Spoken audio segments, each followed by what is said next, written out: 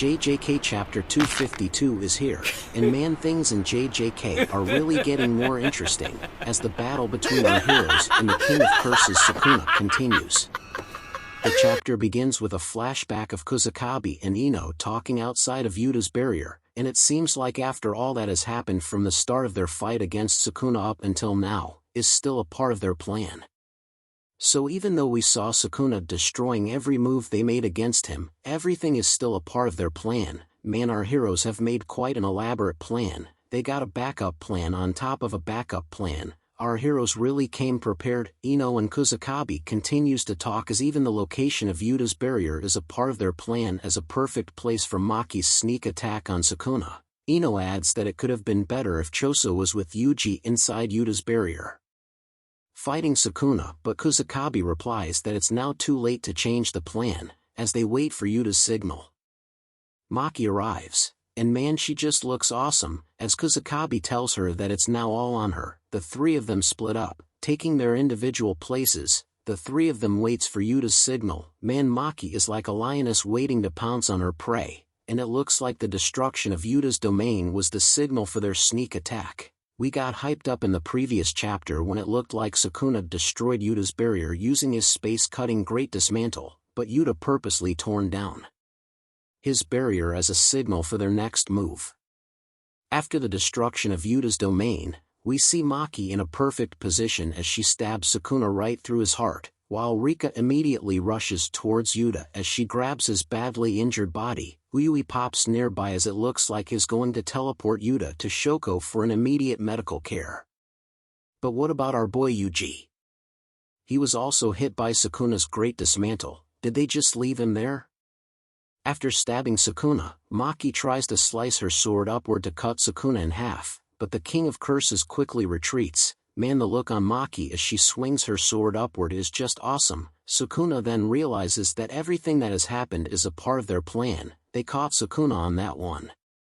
Sukuna explains that while he is focused on his fight with Yuta and Yuji, Maki, having no curse energy because of her heavenly pact, was able to enter Yuta's domain without Sukuna even noticing. Man, I thought that Maki just waited outside to sneak attack Sukuna, but it seems like she was already inside Yuta's barrier, and when Sukuna unleashed his Great Dismantle, she snuck up to him and stabbed him. Man, that's just cool. Maki, having no curse energy, is basically invisible to Sukuna unless if he sees Maki, making her the perfect one to sneak attack Sukuna. I guess if it weren't for Sukuna taking over Megumi's body, this would all be over, as with that perfect sneak attack on Sukuna, Maki could just have cut Sukuna's head clean. But because of Megumi, she chose to stab him, to further weaken his soul, and because of her curse tool, the Split Soul Katana, the damage that she gave to Sukuna is quite serious. She did not only injure his body but also his soul, just like what Yuji's attacks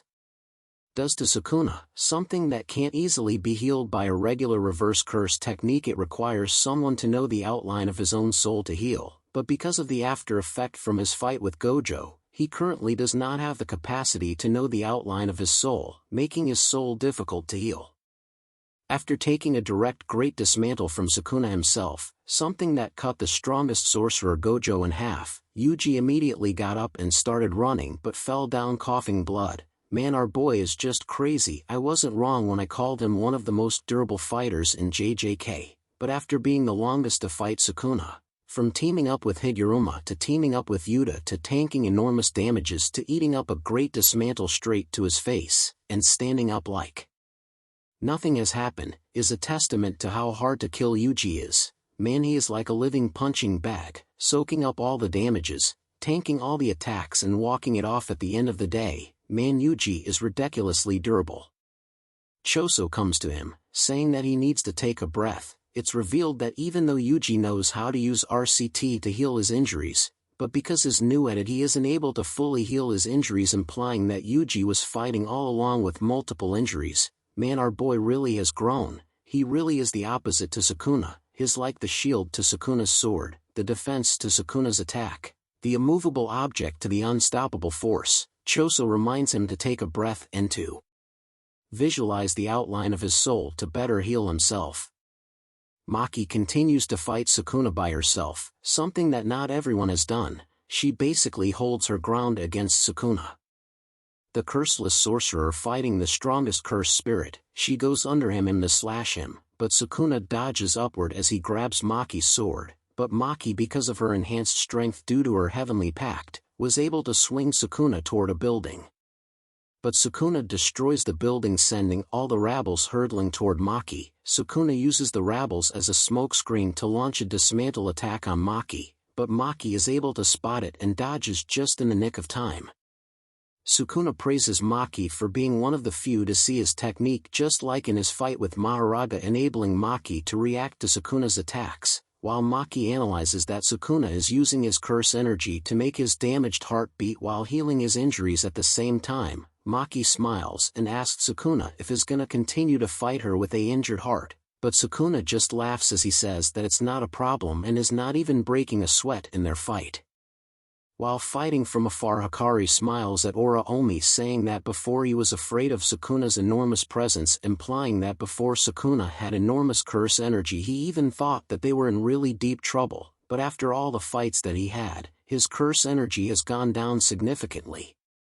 Hikari adds that now because he feels Sukuna's curse energy has dropped to the lowest point, that now they have a chance at victory. But Ora Omi smiles back as she says that she doesn't base Sukuna's power on his curse energy but rather on his seriousness, and you can only see it in the waves of his curse energy if he's serious or not, adding that the strongest fighter our heroes could send to fight against Sukuna, who is Gojo, is an insult to Sukuna, implying that a serious Sukuna is far stronger than a 120% Gojo. She adds that looking at Sukuna's first battle, which was with Gojo, she can tell that Sukuna hasn't gone all out. Man, this is just a twisted revelation, to think that we already saw all that Sukuna can do, to think that Sukuna has already used his strongest attack, to think that our heroes finally have a fighting chance against Sukuna, is a huge mistake. Man, we were all dead wrong. Looks like Sukuna is cooking another recipe of disaster for our heroes. Man, this is just epic. For more JJK updates, hit like, follow, and subscribe. Thank you, smiley face.